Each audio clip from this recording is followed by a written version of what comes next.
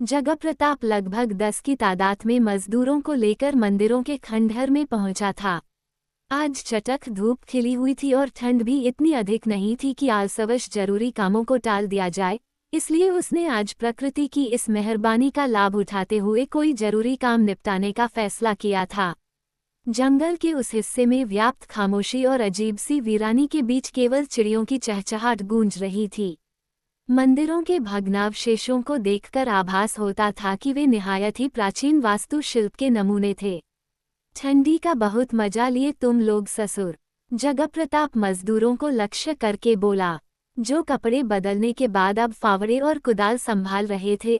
आज अगर उस गड्ढे की गहराई कम से कम 25 फीट और नहीं बढ़ाए तो पिछले 2 दिन की दिहाड़ी काट लेंगे।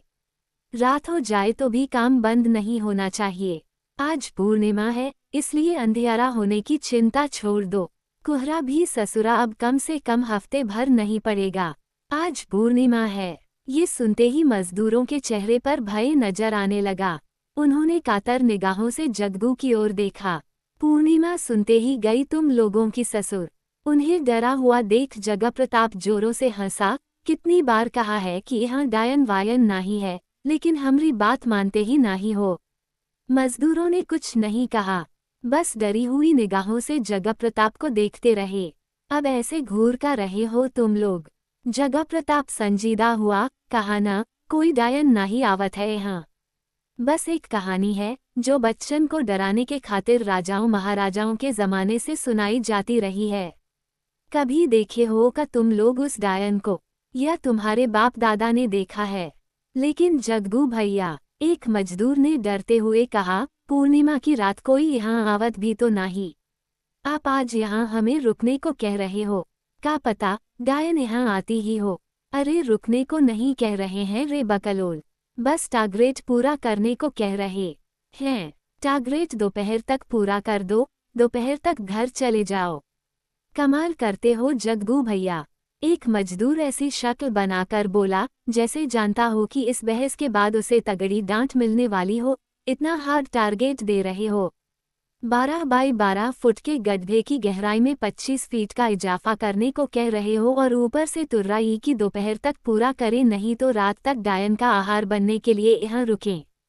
अब अगर इससे ज्यादा बहस किए, जगह प्रताप जबड़े भींचते हुए और आंखें तरेरते हुए उस मजदूर पर गुर्राया, तो कुदाल और फावड़ा तुम्हारे $% में घुसेड़ देंगे।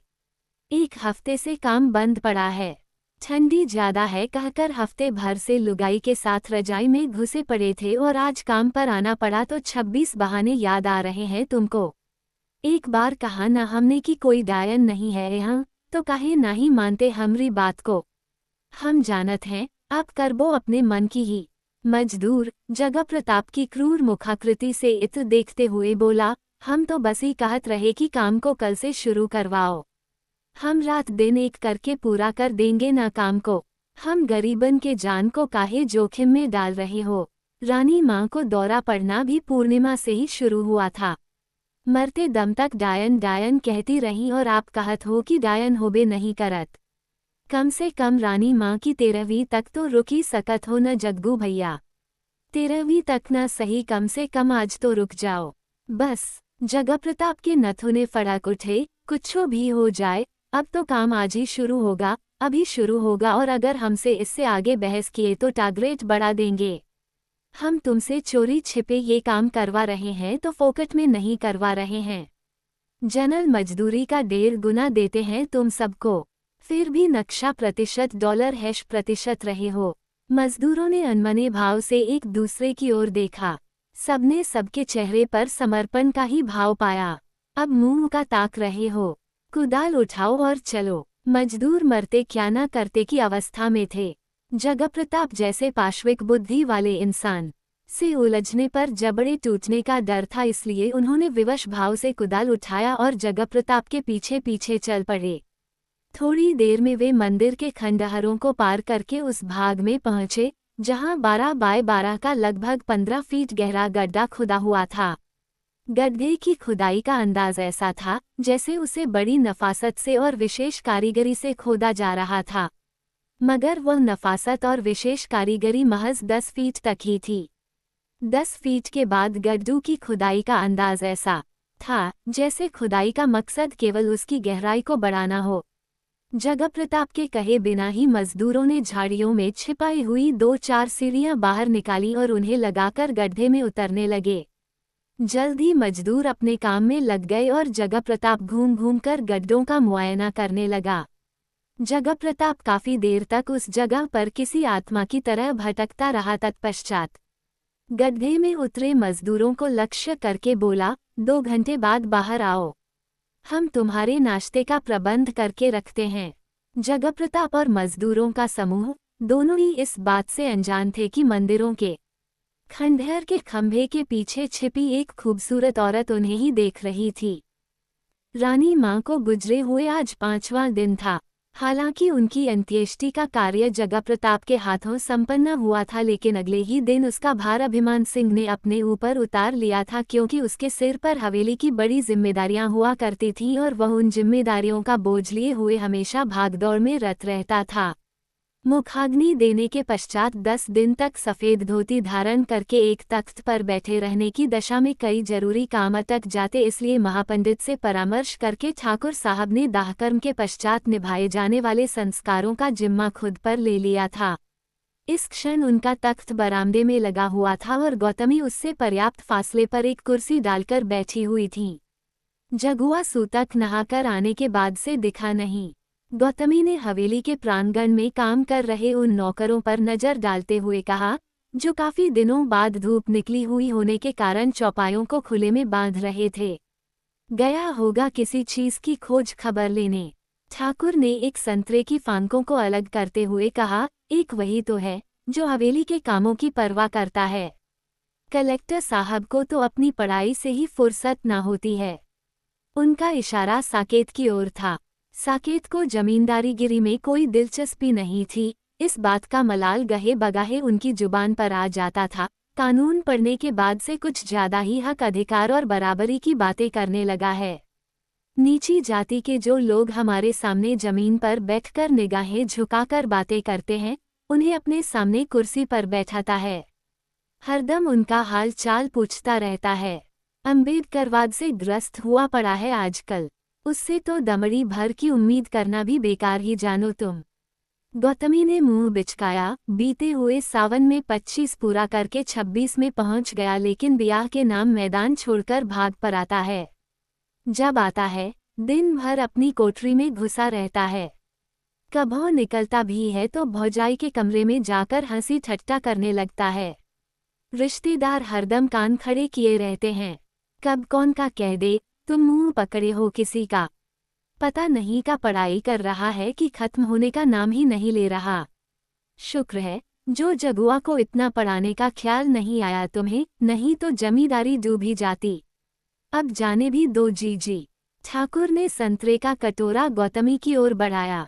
जब गौतमी ने औपचारिक तौर पर एक फांक उठा ली तो उन्होंने आगे कहा, बहुरिया भी उसी के जैसी पढ़ी लिखी है न, इसलिए दोनों की पटरी बैठती है।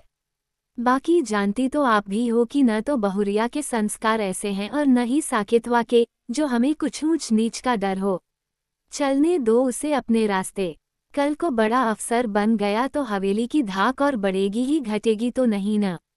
गौतमी ने कुछ नहीं कहा और संतरे की फांक को मुंह में रखकर चबाने लगी।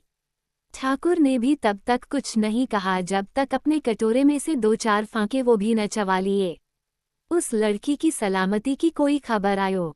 थोड़ी देर बाद ठाकुर ने संतरे का बीज थूकते हुए पूछा, हाँ अब सब कुछ राजी खुशी है, पहले की तरह चहचहाने लगी है। शुक्र है भगवान का। ठाकुर ने गहरी सांस लेकर ईष्ट का धन्यवाद ज्ञापन करने के बाद कहा, वरना तो हमें लगा था कलंक लग ही गयो। अब आप भी ऐसे लोगों को यहाँ लाने से परहेज किया करो जी। समय हमेशा बराबर नहीं रहता, कब को का हो जाए किसे पता। हम डरी ही थी। अच्छे से अच्छे सयान भी इस हवेली में डर सकते हैं तो फिर उसकी उम्र ही कितनी थी। भाई बहन के बीच फिर से खामोशी छा गई। उस खामोशी के दरमियान ठाकुर साहब नाश्ते से फारिग हो गए। आज फिर पूर्णमासी है। महीने भर पहले माए आज ही के दिन से बीमार होना शुरू हुई थीं। गौतमी ने एक सरदाह भरते हुए शून्य को घूरते हुए कहा, हमारे तो आज तक समझ में ही नहीं आया कि उन्हें हुआ क्या था। ठाकुर के चेहरे पर शिकन व्याप्त हो गया। इतनी विचित्र बीमारी पहले कभी देखी सुनी भी नहीं। का पता का हुआ था। कुसुम भौजाई भी इसी तरह आखिरी पलों में कुछ बोले बिना चल बसी थी और यही हाल माई का भी हुआ। पत्नी का जिक्र सुनकर ठाकुर के चेहरे पर उदासी छा गई। कुसुम की मौत याद करके उनका मन आज भी भारी हो जाता था। गौतमी भी उनके मनोभावों को ताड़ गईं, इसलिए आगे कुछ न बोली और थोड़ी देर बाद कुर्सी छोड़कर खड़ी हो गईं। देर रात हो चुकी थी। साकेत लैपटॉप के सामने बैठा हुआ था और मोबाइल के हॉटस्पॉट नेटवर्क का इस्तेमाल करते हुए इंटरनेट पर कुछ तलाश रहा था। गूगल क्रोम के सर्च बॉक्स में वह black magic, witchcraft, history of witchcraft in India, Indian witch age और origin of witchcraft in India जैसे शब्दों और वाक्यांशों का इस्तेमाल करते हुए नतीजे देख चुका था, मगर कोई ऐसी प्रामाणिक जानकारी उसके हाथ नहीं लगी थी जो उसके मामले में मददगार साबित हो सकती। विचक्राफ्ट और जादू टोना से संबंधित जो तथ्य सामने आए थे वे ज्यादातर पश्चिमी देशों से ताल्लुक रखते थे। दक्षिण एशियाई देशों के संदर्भ में डायनों को लेकर अगर कुछ बातें थीं भी तो महज वही जो लंबे अरसे से भारतीय फिल्मों और टेलीविजन की कहानियों का हिस्सा रही हैं। साकेत ने विचक्राफ्ट प्रैक्टिशनर्स के बारे में भी पड़ताल की, मगर सिवाय ओझा, सोखा और भयानक तांत्रिकों के अलावा गूगल कोई अन्य चेहरा नहीं दिखा पाया। Reason behind the abnormal behaviour of a dying person, इस वाक्यांश के अंतर्गत भी उसने कुछ तलाश करने की कोशिश की, मगर आखिरी दौरे के कारण के तौर पर गूगल ने भी वही थ्योरी प्रस्तुत की जो कामिनी पहले ही प्रस्तुत कर चुकी थी, यानी कि नर्व सेल्स के क्षतिग्रस्त होने के कारण आदमी का स्वयं पर से नियंत्रण हटने लगता है और वह अजीबोगरीब व्यवहार करने लगता है। कुल जमा ये कि लगभग 2 घंटे की नेट सेकिंग के बाद भी साकेत की उलझनों में कोई सुलझन नहीं आई थी। हारकर उसने लैपटॉप फोल्ड किया, लाइट ऑफ किया और स्टडी टेबल से उठकर बिस्तर पर आ गया। सोने से पहले किसी किताब में झांकने की आदत के कारण उसके बेडसाइड टेबल पर हमेशा कोई न कोई किताब होती थी।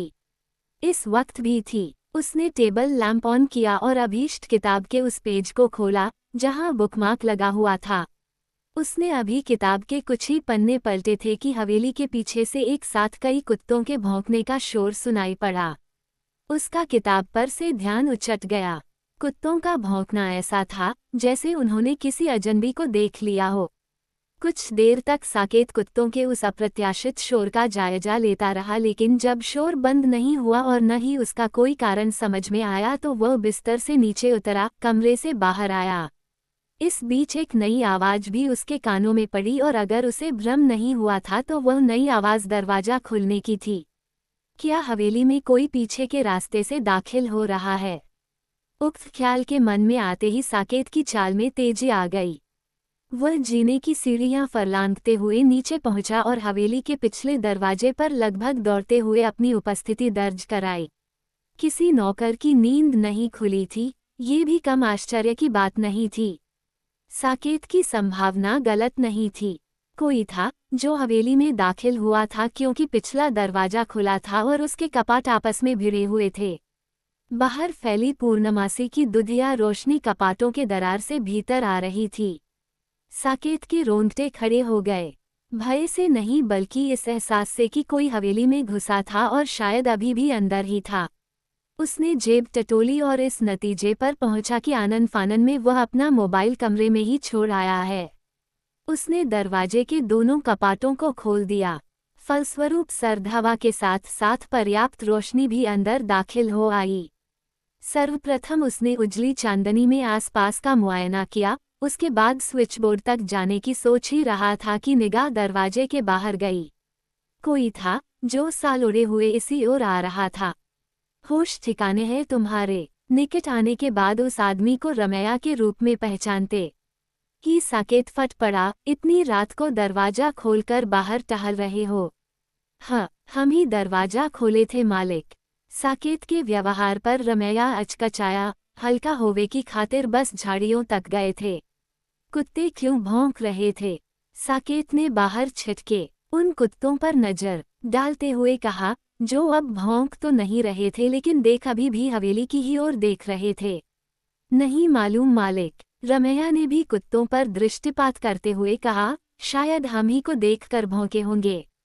साल लपेटे थे तो हो ही सकत है कि पहचान ना पाए हों। साकेत के जिस्म का तनाव ढीला पड़ गया। बढ़ी हुई धड़कनें भी काबू में आने लगीं।